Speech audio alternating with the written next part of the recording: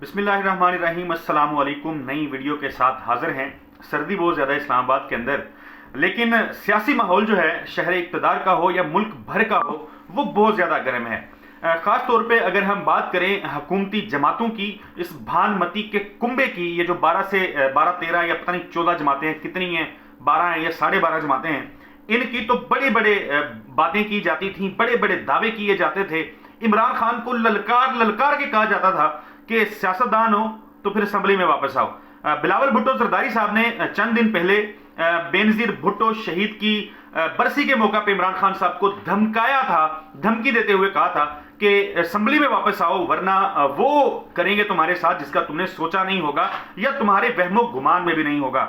लेकिन इससे पहले कि इमरान खान साहब जो हैं वो बिलावल की बात मानते हुए असम्बली के अंदर जाते, असम्बलियों में पहुंच जाते, दोबारा से जाके अपना आईनी किरदार जो है वो अदा करते, उनके बिलावल भुट्टो जरदारी साहब की जमात के जो स्पीकर हैं कौमी असम्बली के राजा परवेज अशरफ साहब, वो उन्होंने एक कार्रवाई डाली, वारदात डाली। पाकिस्तान तहरीक इंसाफ के 35 अरकान असम्बली के इस्तीफे जो हैं वो मंजूर कर लिए हैं। और अच्छा चले, उन्होंने तो जो करना था वो कर लिया। ज़ाहिर है उन्होंने सरप्राइज देना था इमरान खान को, क्योंकि उनको पता है वो डरते हैं इमरान खान से, खौफ का शिकार हैं।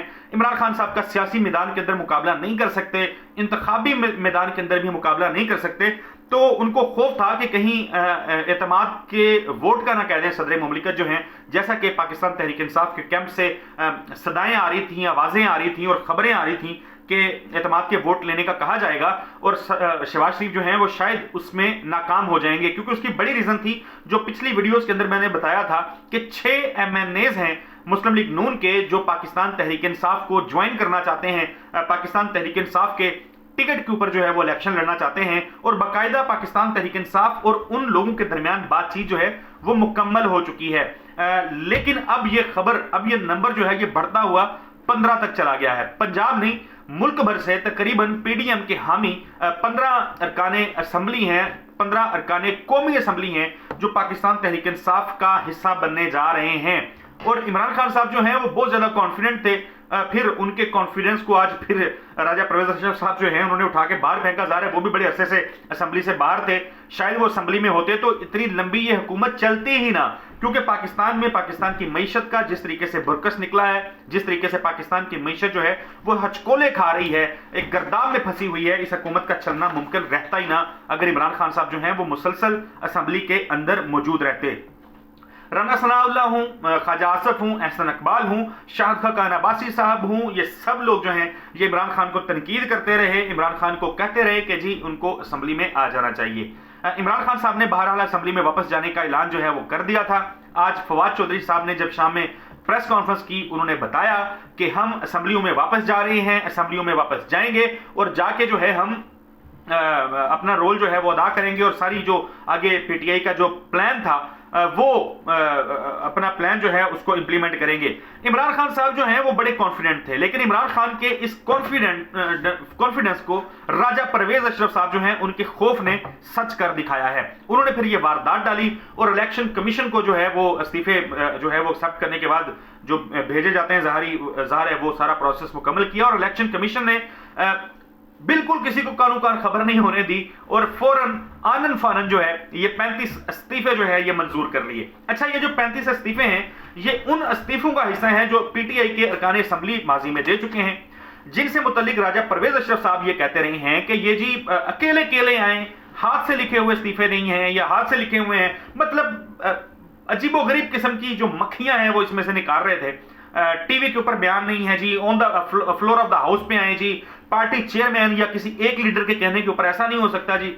अब जब इमरान खान साहब ने मरकज की सियासत में वापसी का फैसला किया तो फिर खलबली मची, परेशानी थी PDM की सफों के अंदर और PDM के कप्तान मौलाना फजलुर रहमान, वो आपको पता है कि वो बड़े अरसे से गायब थे, बीमार थे, क्योंकि जितना पाकिस्तान की अवाम को बुद्धू बनाने का काम मौलाना फजलुर रहमान और उनकी जमात ने किया है, यकीन कीजिए पाकिस्तान की 75 साल तारीख के अंदर पाकिस्तान को इतना कोई बददयानत या बददयानत ना कहें चले, इतना कोई झूठा शख्स जो है वो नहीं मिला होगा। ये शख्स इस्लाम का इस्तेमाल करता है, इस्लाम के नाम का इस्तेमाल करता करता है, इस्लाम के नाम पे वोट लेता है, लेकिन जितनी गलीज और घटिया गुफ्तगू हमने एक टीवी स्क्रीन के ऊपर इस शख्स के मुंह से सुनी है या सियासी जलसों के अंदर सुनी है, यकीन कीजिए राना सनाउल्लाह भी उसके करीब करीब नहीं पहुंचते हैं। मौलाना फजलुर रहमान जब भी अवाम में आते हैं, गुफ्तगू करने के लिए आते हैं, अपनी पार्टी रहनुमाओं से बात करने के लिए आते हैं, तो हमेशा घटिया, गलीज, गंदी गुफ्तगू करते हैं। खवातीन को, औरतों को, बच्चियों को, लड़कियों को निशाना बनाते हैं।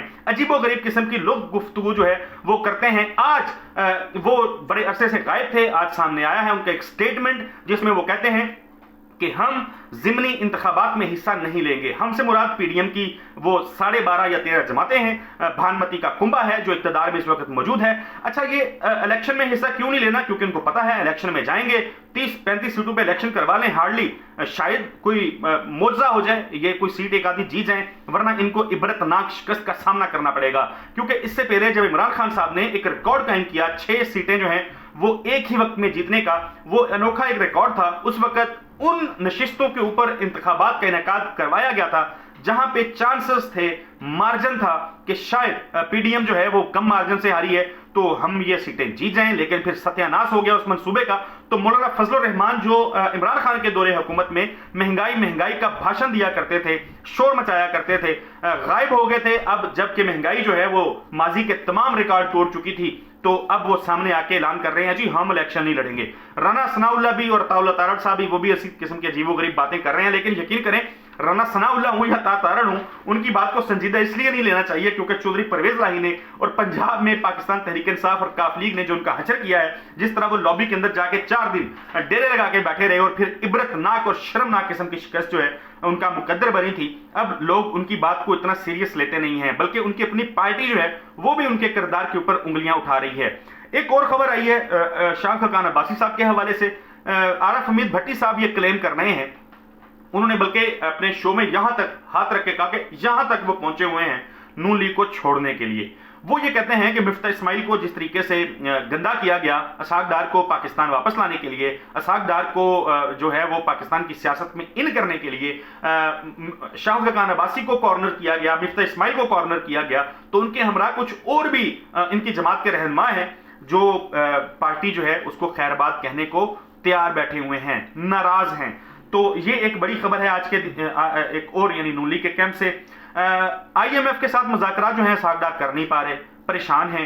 आईएमएफ की जानिब से जो मुतालबात किए जा रहे थे वो जो है पूरे नहीं हुए, तो अब डील नहीं बन रही तो पाकिस्तान के माशी हालात जो हैं वो बद से बदतर होते जा रहे हैं। सागदार कहा करते थे कि आईएमएफ के प्लान के बगैर ही मैं पाकिस्तान की मईशत को ठीक करके दिखाऊंगा। बड़े दिन के अंदर जो है वो तारे दिखा दिया करते थे, मैं आऊंगा, मैं यूं करूंगा और सारा कुछ ठीक कर दूंगा। हर चीज का इन्होंने भरकस निकाल दिया, सत्यानाश कर दिया, बेड़ा गर्क करके रख दिया पाकिस्तान की मईशत का। पाकिस्तान की स्टॉक एक्सचेंज का आज एक बदतरीन दिन था। तकरीबन 3 साल के दौर में स्टॉक एक्सचेंज में इतनी मंदी जो है वो कभी नहीं आई जो आज आई। ये जो खबर थी वो ये थी कि जनाब 1432 पॉइंट्स एक वक्त ऐसा आया था कि मार्केट नीचे चली गई थी, लेकिन ओवरऑल आज के दिन में जो कमी है वो 1378 पॉइंट्स की आई है। तकरीबन जो सरमायाकार हैं उनका 200 अरब रुपया जो है वो आज एक दिन के अंदर डूब चुका है। एलसीज नहीं खुल रही, डॉलर नहीं है मुल्क के अंदर, जिसकी वजह से बहरान है, डॉलर का बहरान है। और डॉलर का बहरान जो है अब वो तेल के एक संगीन बहरान के तरफ पाकिस्तान को लेके जा रहा है। तेल की जो दरामद है वो रुक चुकी हुई है। तो ये बड़ी बल्कि एक बड़ी अहम खबर है। साबिक वजीर खजाना है डॉक्टर हफीज पाशा ने यह दावा किया है कि पाकिस्तान में डॉलर की जो कीमत है वो 295 रुपए बनती है, और वो ये कहते हैं कि हुकूमत ने मसनूई तौर पे डॉलर की कीमत जो है उसको कंट्रोल करके रखा हुआ है। आपको मैं याद करवाऊं, माजी में 2018 से कबल जब इमरान खान साहब जो हैं वो इसी किस्म की बातें किया करते थे कि मसनूई तरीके से महंगाई जो है उसको कंट्रोल किया हुआ है, मसनूई तरीके से जो है वो डॉलर की कीमत को कंट्रोल किया हुआ है। फिर हमने देखा था कि जैसे ही हुकूमत तब्दील हुई थी, पहले ही चंद दिनों के अंदर डॉलर जो है वो बहुत हद तक उसकी कीमत जो है वो गिर गई थी, रुपए की कदर जो है वो कम हो गई थी, डॉलर की कीमत जो है वो बढ़ गई थी। तो अब डॉक्टर हफीज पाशा ये कह रहे हैं कि डॉलर की असल कीमत जो है वो 295 रुपए है। तो अगर ज़ाहिर है अगर डॉलर जो है वो अपने ओरिजिनल रेट पे नहीं आएगा हम सच नहीं बोलेंगे तो फिर पाकिस्तान की मईशत जो है, पाकिस्तान के हालात जो हैं वो किसी तौर नहीं बदल सकते। तो ये कार्रवाइयां हैं जो हमारी हुकूमत डाल रही है। देखते हैं आने वाले दिनों में ये तमाम कार्रवाइयां क्या रुख अख्तियार करते हैं। असाबी जो जंग है इसमें जीत किसकी होगी आने वाले दिनों में ज़ाहिर है इस पर बात करेंगे। अगली वीडियो तक के लिए इजाज़त दीजिए। अल्लाह हाफिज़। और लंबी नहीं कर दी।